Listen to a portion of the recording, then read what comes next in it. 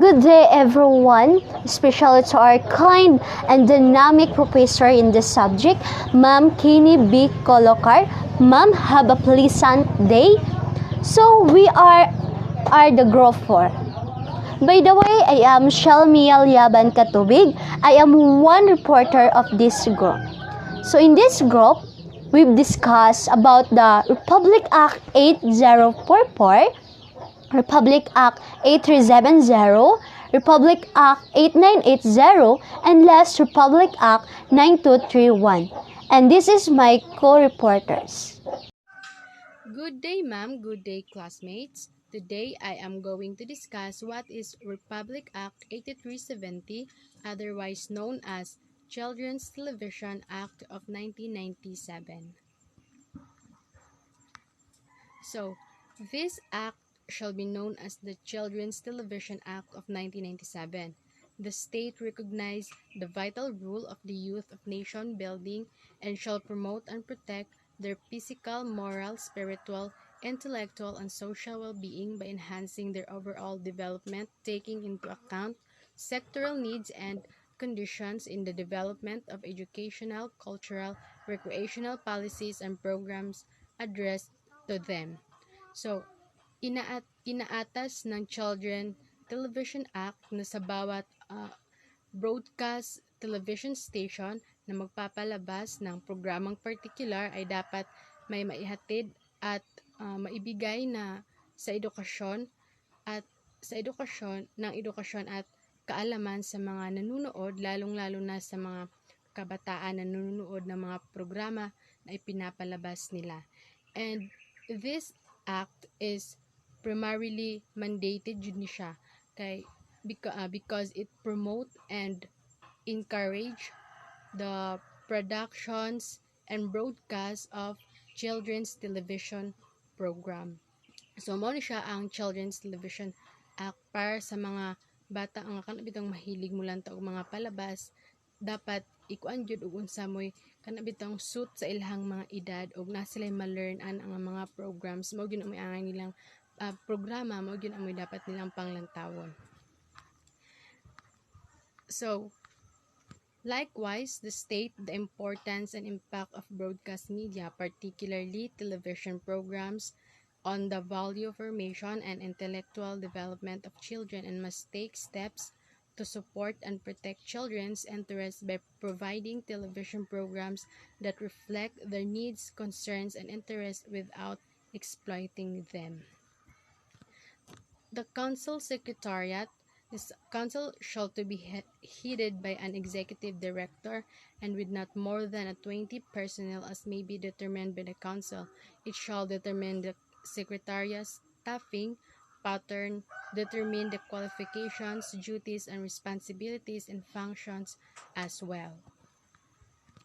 The state recognizes as a form of mass communication guaranteed by the Constitution, the exercise of which is impressed with public interest, the social responsibility of ensuring that its activities serve interests and welfare of the Filipino people. For purposes of this act, the following terms shall mean kani siya nga act is gipatupad yun ni siya kay naagid siya po'y purpose. So these are the following purpose ani. Children, all person below 18 years old. So para siya sa mga kanabitaw mga young mga tao nga mga 18 paubos katong mga batan-on pa jud kung maingon. Then next is children's television, refers to programs and other materials broadcast on television are specially assigned by viewing by children. Next is child-friendly program, refer to program not specially designed for viewing by children but which serve to further the positive development of children and contain no elements that may result in physical, mental, and emotional harm to them. Katong mga bitaw dapat naagid po siya positive nga para sa ilaha bitaw sa mga mananaway nga dapat katudyong mga angay nga lantaw nila bitaw kay usahay man god bisan sa ilang gipanglantaw lang bitaw kay na siya mga contain bitaw mga elements nga dili na maayo lang taon bitaw nga magresulta sa ilang physical, mental, emotional harm para sa mga nananaw nga mga batan-on. Next is child viewing hours which are considered to be appropriate for children to watch television, taking into account other activities which are necessary or desirable for the balanced development. So dapat nililimitahan din ito ang tagal ng oras na maitatalaga ng mga broadcaster sa mga cable operator at sa mga satellite provider sa mga patalastas habang ipinapalabas ang mga programang mga pambata. Dapat naagid po limitasyon sa oras sa mga bata nga mga nananaw. Then, establishment of a National Council for Children.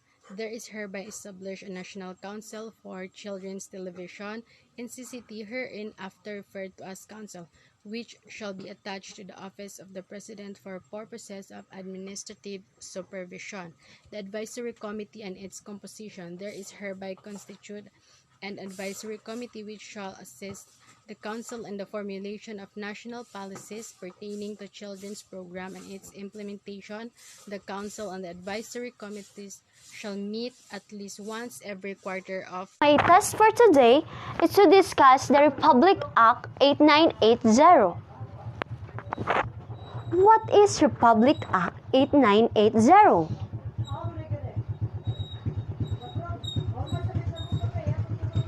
Republic Act 8980, republished on December 5, 2000, and is an act promulgating a comprehensive policy and national system for early childhood care and development, or ECCD, providing funds therefore and for the other purposes. What is early childhood care and development? According to RA 8980, defines it as full range of health, nutrition, early education, and social services programs that provide for the holistic needs of children 0 to 6 years. It is full range of services to support the rights of the children, which are indivisible, survival, development, protection, and participation.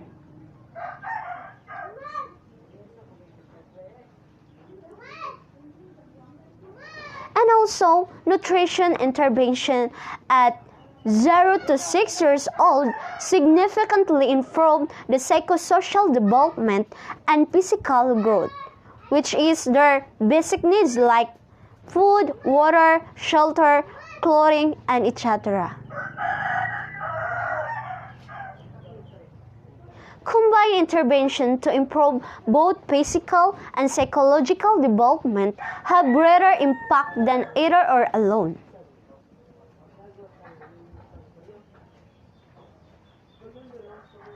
This act, it requires the consolidated efforts from different sectors: health, nutrition, early education, child protection, local governance, communication, and etc. So, Republic Act. So, the section Republic Act 8980. So, here is the section 1. This act shall be known as the Early Childhood Care and Development Act, or ECCD Act. And next, section 2, Declaration of Policy.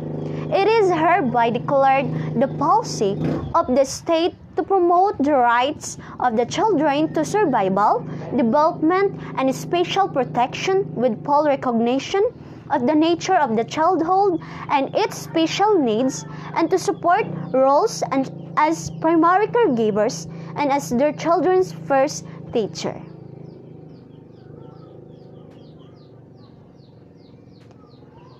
The third section, section 3, Objectives. The objectives of the National Early Childhood Care and Development System are: first, to achieve improved infant and child survival rates by ensuring that Adequate health and nutrition are accessible to young children and their mothers from the prenatal period throughout the early childhood years.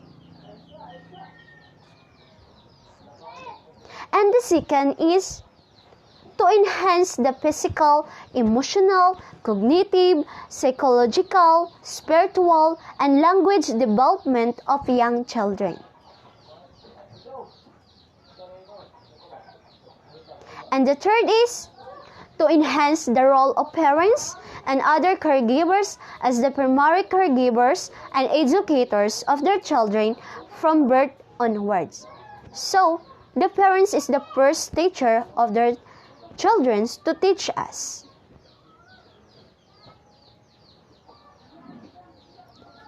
And the fourth is to facilitate a smooth transition from care and education provided at home to community or school-based setting and to primary school.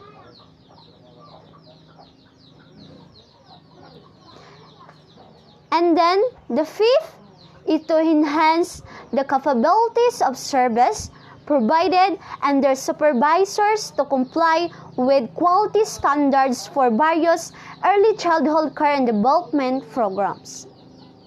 And the next, to enhance and sustain the efforts of the communities to promote early childhood care and development programs and to ensure that special support is provided for poor and disadvantaged communities.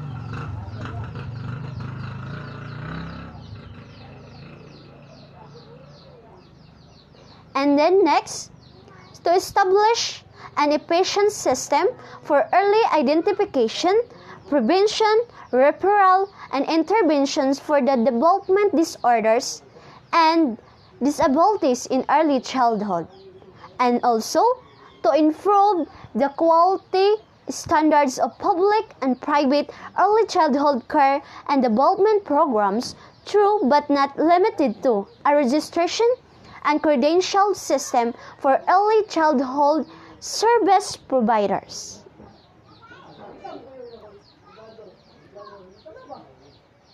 So what is the purpose of this act? Act 8980.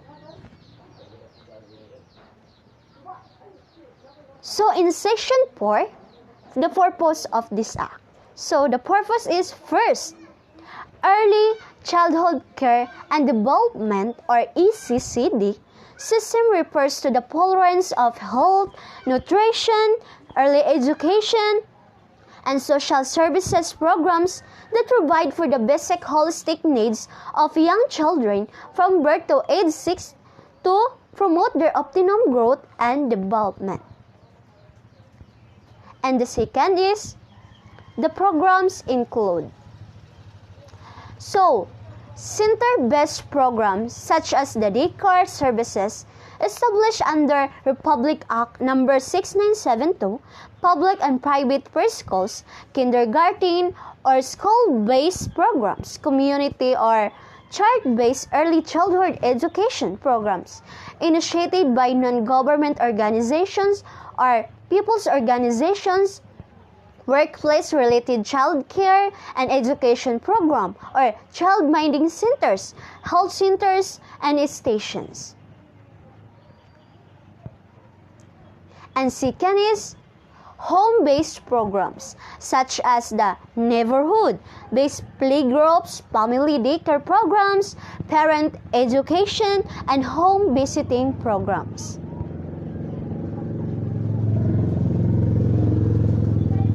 And the second is ECCD services or early childhood care and development services.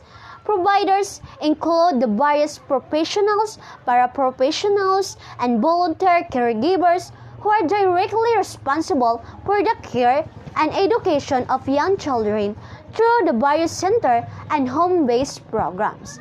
So they include that are not limited to daycare workers, teachers, teacher aides, rural health midwives or social workers, community health workers, barangay nutrition scholars, or parent effectiveness service volunteers, child development workers, and family daycare providers.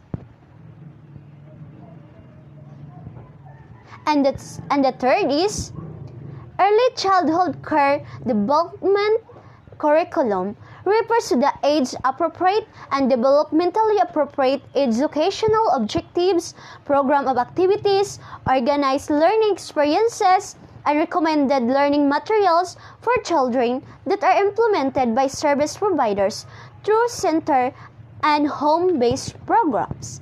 So it shall consist that national program goals and guidelines, instructional objectives, and content outlines integrating local learning experiences and indigenous learning materials. And the fourth is parent education refers to the various formal and alternative means of providing parents with information, skills, and support systems to assess them in their roles as their children's primary caregivers and educators. So this include public and private parent education programs linked to center home and media-based child care and education programs. So let's proceed the section 5. System, framework, and components. The ACCD or the Early Childhood Care and Development System shall include the following components. So first, Early Childhood Care Development Curriculum, which focuses on children's total development according to their individual needs and socio-cultural background.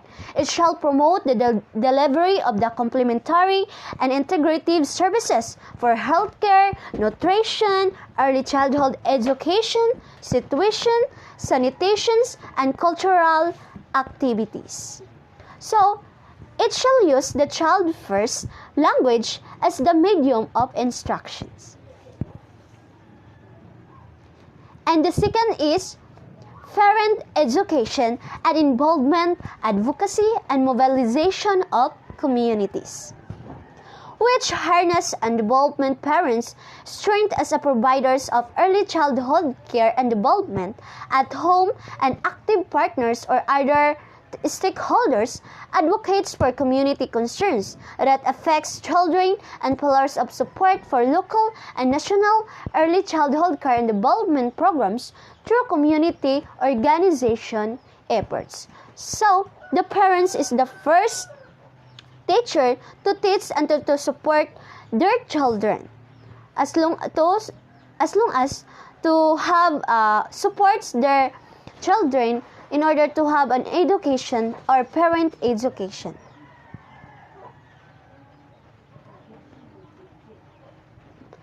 And the third is Human Resource Development Program, which establishes mechanisms for the systematic professionalization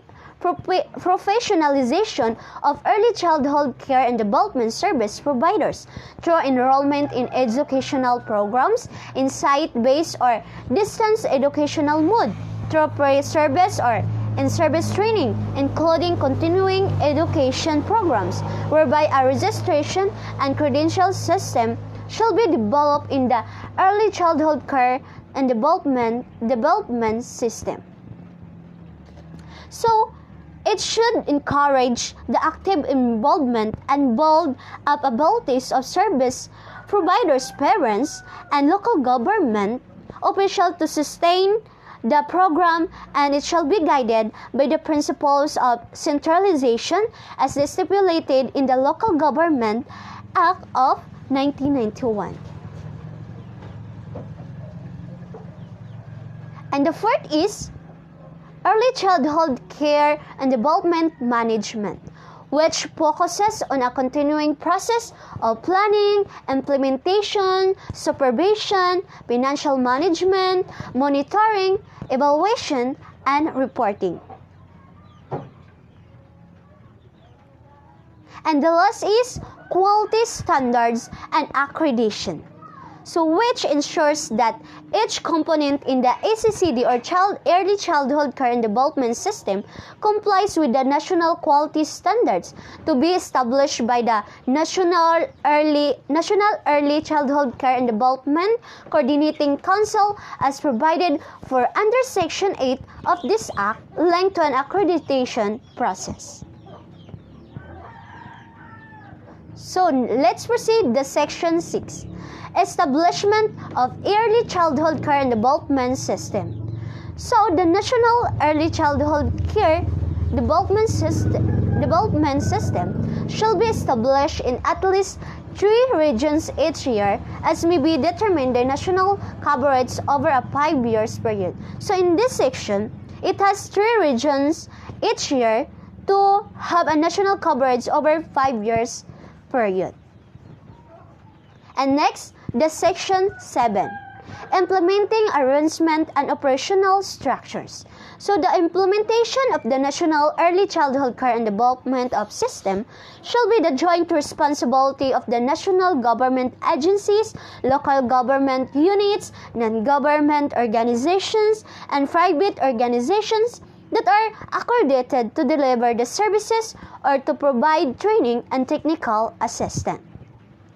So, they include the Department of Social Welfare, the Department of Education that involved in this section to support the early childhood care, and also the Department of Education, Culture and Sports, the Department of Health, and Department of Interior and Local Government, the Department of Labor and Employment, and the Department of Agriculture, Department of Justice, and the last Department of National Economic and Authority and National Council.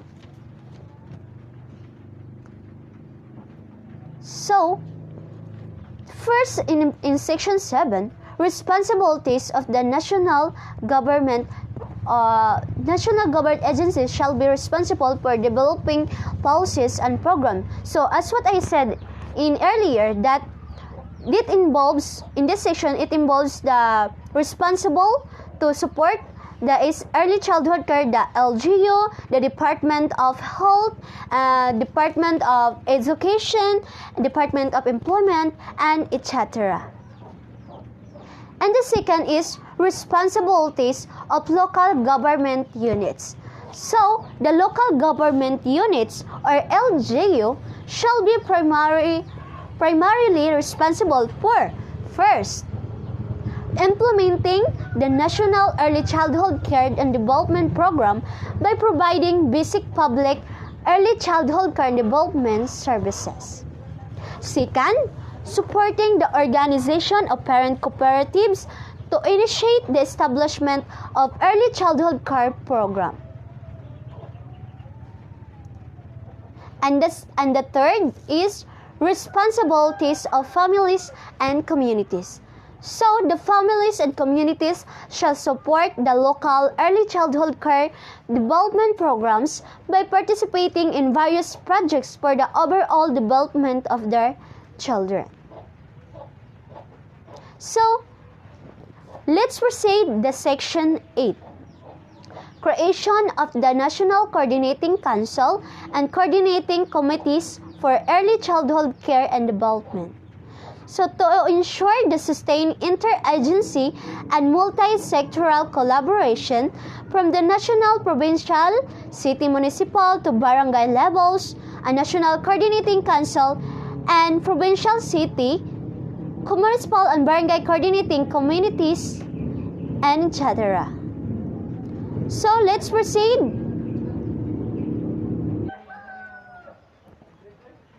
Municipal to barangay levels, a National Coordinating Council and provincial, city, municipal and barangay coordinating committees shall be organized in this section. So let's proceed to Section 9. Financing early childhood care development programs. So early childhood care development programs at the end of community level shall be financed through a combination of public and private funds, and all public early childhood care and development program Providers shall prioritize young children from families who are in the greatest need and who can less afford private sector programs. So in this section, the government shall support the public early childhood care and development program, and the council establish a trust fund the primary health care programs to prenatal and postprenatal care and growth, and then to build a daycare program for the children. So let's proceed to section 10. Appropriations. For the implementation of this act, the amount of 400 million per year for 5 years is hereby appropriate the National Early Childhood Care and Development Program of the Council affected upon approval of this act. And also this act, a supplementary appropriation in the amount of 30 million pesos shall be provided to the Council from the President Organizational Adjustment Fund upon approval of this act. So, it shall be the basis for these budgets and shall be released directly to the regional or provincial office whenever applicable that support in this act of early childhood care and development program.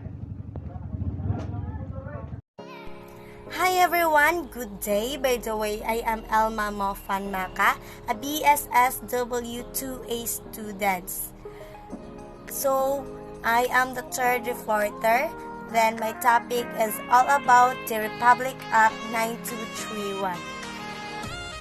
So first, I will read the definition of the Republic Act 9231. So, let's begin. Republic Act 9231, an act providing for the elimination of the worst form of child labor and affording stronger protection for the working child, amending for the purpose Republic Act number 7610 as amended, otherwise known as the Special Protection of Children Against the Child Abuse, Exploitation, and Discrimination.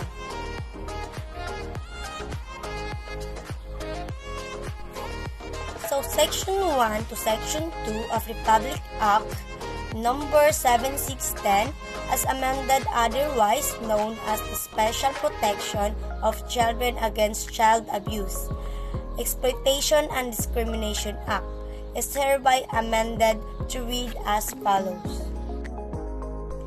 Section 2, Declaration of State Policy Principles. It is hereby declared to be the policy of state to provide special protection to the children from all forms of abuse, neglect, cruelty, exploitation, and discrimination, and other conditions prejudicial to their development, including child labor and its worst forms. Provide sanction for their commissions and carry out a program for prevention and deterrence of the pre-and-crisis intervention in situations of child abuse, exploitation, and discrimination. It shall be the policy of state to protect the rehabilitated children gravely threatened or endangered by circumstances by affect or will affect their survival and normal development and over which they have no control.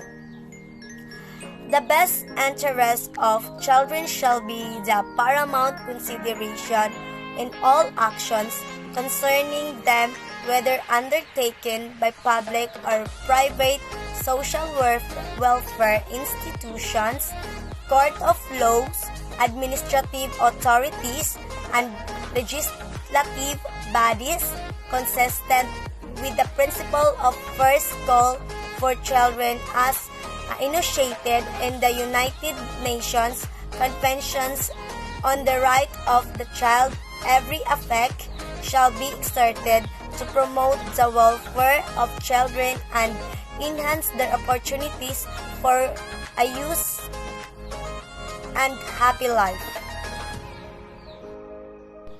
Section 2 to Section 12 of the same Act as amended is hereby further amended to read as follows. Section 12, Employment of Children. Children below 15 years of age shall not be employed except the following. When a child works directly under the sole responsibility of her parents or legal guardian and where only members of her family are employed. Provided wherever that her employment neither endangers her life, safety, health, and morals, no impairs her normal development, provided further that the parents or legal guardian shall provide the said of child with the prescribed primary and or secondary education, or where a child's employment or participation in public entertainment or information through cinema, theater, radio, television, or other forms of media is essential to, provided that the employment contract is concluded by the child's parents or legal guardian with the express agreement of the child concerned, if possible, and the approval of the Department of Labor and Employment. Section 3, the same Act as amended hereby further amended by adding new sections to be denominated as sections 12A, 12B, and 12C, and also the 12D, to read as follows. Section 12A, hours of work of a working child. Under the expectation provided in Section 12 of this Act, as amended, a child below 15 years of age may be allowed to work for not more than 20 hours a week, provided that the work shall not be more than 4 hours at the given day. A child 15 years of age but below 18 shall not be allowed to work for more than 8 hours a day, and in no case beyond 40 hours a week. Section 12B, Ownership, Usage, and Administration of the Working Child's Income. The wages, salaries, earnings, and other income of the working child shall be belong to him, her, ownership, and shall be the set aside primarily for her support, education, or skills acquisition, and secondarily to the collective needs of family, provided that not more than 20% of the child's income may be used for the collective needs of the family. So that's all, guys. So please wait for the next reporter that she will continue this topic. That's all. Bye. Good day, everyone. I am Mary Grace Dahila Visidor, and I'm going to discuss the Republic Act 9231, an act providing for the elimination of worst forms of child labor and affording stronger protection for the working child. Let's first discuss what is a child. A person under 18 years of age, one who is 18 or above but unable to fully take care or protect oneself due to a physical or mental disability or condition. What is the minimum employable age? It would be 18 years old. When is a child below 18 years old employable? A child works directly under the sole responsibilities his or her parents or legal guardian. The child employment or participation in public entertainment is essential. Work permit is obtained from the work done, but a child complies with the hours work provided by law. Employers shall provide working child with access to primary and secondary education. Hours of work. Child is 15 or older but below 18, maximum of 8 hours a day, 40 hours a week, should not work from 10 p.m. to 6 a.m.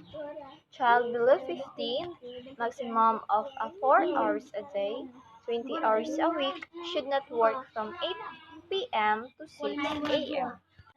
Section 12C of Article of Republic Act 9231, Trust Fund to preserve part of the working child income. Child who's below 18 years old, the parents or the legal guardian is need to or shall to set up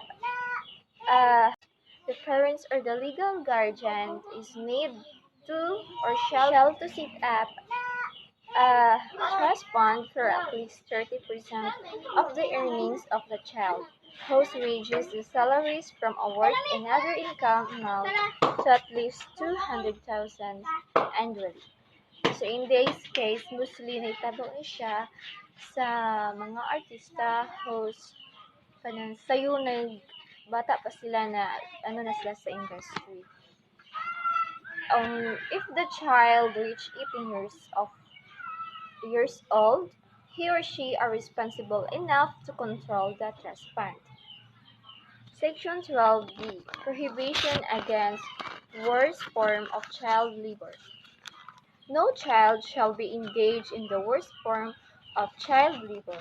To face the first form of child labor are referred to the following: basically anything in Gaza Liberty, trafficking of person of 2003, human trafficking.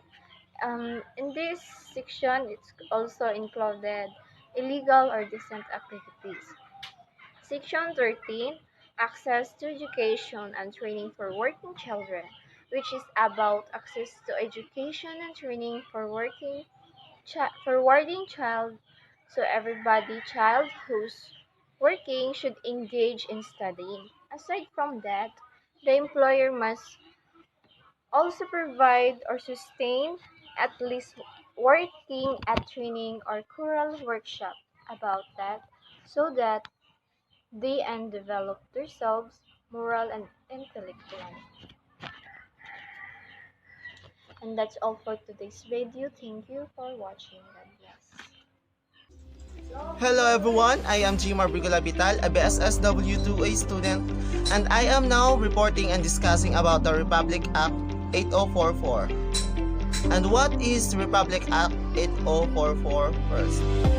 The Youth and Nation Building Act, or RA 844, which was enacted in 1995, established the National Youth Commission and the National Comprehensive and Coordinated Program on Youth Development. This act defined the Filipino youth as those with ages 15 to 30. The youth comprises more than 40% of the total population. The National Youth Commission, or Pambansang Commission sa Kabataan in Filipino, also known as the NYC, is a government agency in the Philippines that specifically addresses issues surrounding the Filipino youth. It was founded on June 30, 1995 via Republic Act 8044, or the Youth and Nation Building Act of 1995. So what is NYC? The NYC in the Philippines, the NYC is the Philippine government's sole policymaking body on youth affairs, but also coordinates and implements programs designed to respond to and raise awareness on youth issues. Its mandate is enshrined in the 1987 Philippine Constitution, The state recognizes the vital role of the youth in building nation and shall promote and protect their physical, moral, spiritual, intellectual, and social well-being. It shall inculcate in the youth patriotism and nationalism and encourage their involvement in public and civic affairs. Republic Act 8044 has many sections. Section 1 is the title. This act shall be known as the Youth and Nation Building Act. Section 2 Policy. The state recognizes its responsibility to enable the youth to fulfill their vital role. Section 3 Development Program. In order to attain the declared national policy, there is hereby established the National Comprehensive and Coordinate Program on Youth Development. Hereinafter referred to as the Development Program. The components of the Development Program are the following: formulation, approval, and implementation of the medium-term Youth Development Program for 4 years following the approval of this act, and every 3 years thereafter shall be aligned to and shall complement the medium-term Philippine Development Plan for the corresponding period, taking into account the existing National Youth Development Plan as provided for in Executive Order Number 176 Series of 1994. Section 4 Definition of Terms. For purposes of this act, the following terms are hereby defined.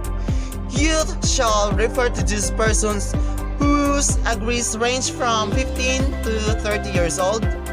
Youth organizations shall refer to those organizations whose membership compositions are youth.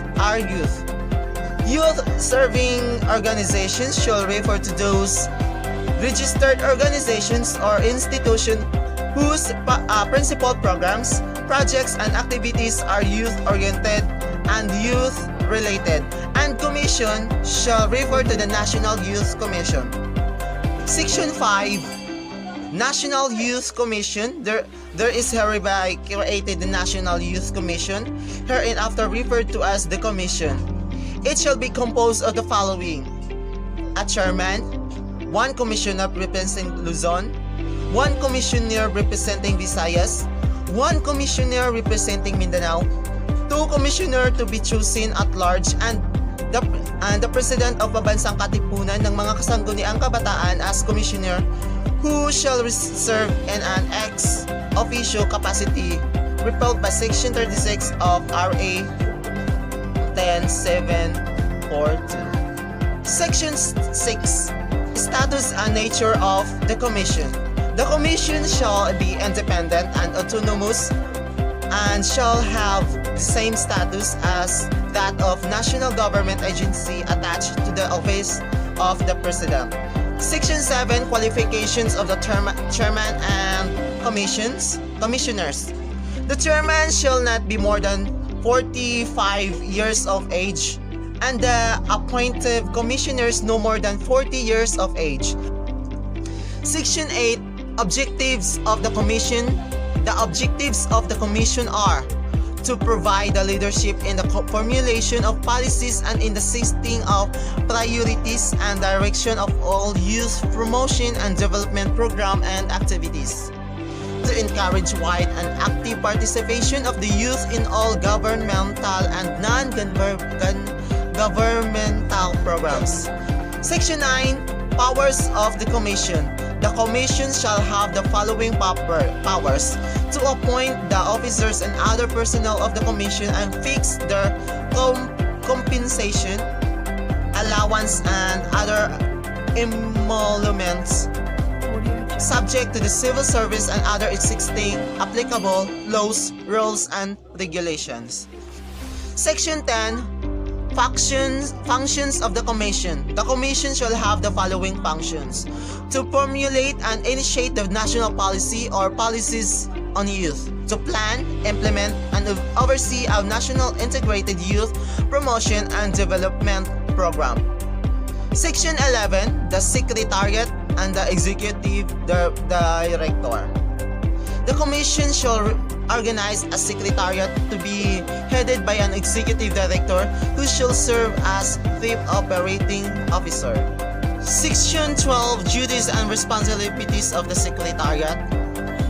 Section 13 Parliament of Youth Leaders. This is hereby constituted the Youth Parliament. Section 14 Advisory Council. Section 15 Appropriation. There is hereby authorized to be appropriated the amount of 50 million pesos as additional funding for the commissions. Section 16 Transfer of assets, properties, and funds. Section 17 Effects of separation from service as a result of this act. Section 18 Tax deduction or exemption of donations and contributions. Section 19 Presidential Land Grant. Section 20 Atoms and Gold Coins for the Youth. Section 21 Separability Clause. Section 22 Repelling Clause. Section 23 Effectivity Clause. More than 20% of the population belongs to this sector. Youth and categorized in 4 ways: the in-school youth and out-of-school youth, working and special youth. Number 1, right equality. Number 2, right to education. Number 3, right to organize. Number 4, right to participate in youth programs and policy development. Number 5, right to actively participate in the task of nation building. Number 6, and the last number 6, right to growth up in the spirit of peace, justice, freedom, mutual respect, and understanding. Existing measures are protecting and promoting rights of youth.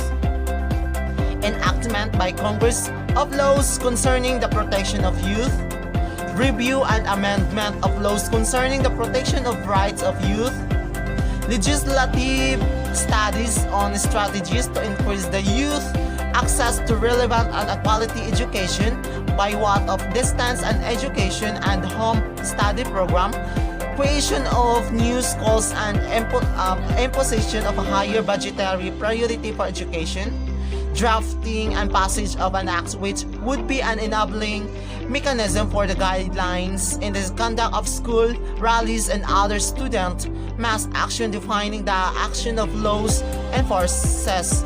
Institutionalization of student representation in schools, boards, and other policies making bodies. Strengthening and establishment of school system for youth and especially difficult circumstances, especially youth or indigenous cultural communities and youth in situations of armed conflict, taking into the consideration the prevailing circumstances in which this system would be applied. Establishment of implementing and coordinating mechanism between schools and laws enforcement bodies through which anti-hazing law would be better implemented. Strengthening and establishment and monitoring structures and communities and schools through which drug and substance abuse may be reduced or which will reduce drug-related violence involving young people both as offenders and victims. And that's all for today's reporting, for today's discussion about the Republic Act 8044 or the Youth and Nation Building Act. And thanks for watching.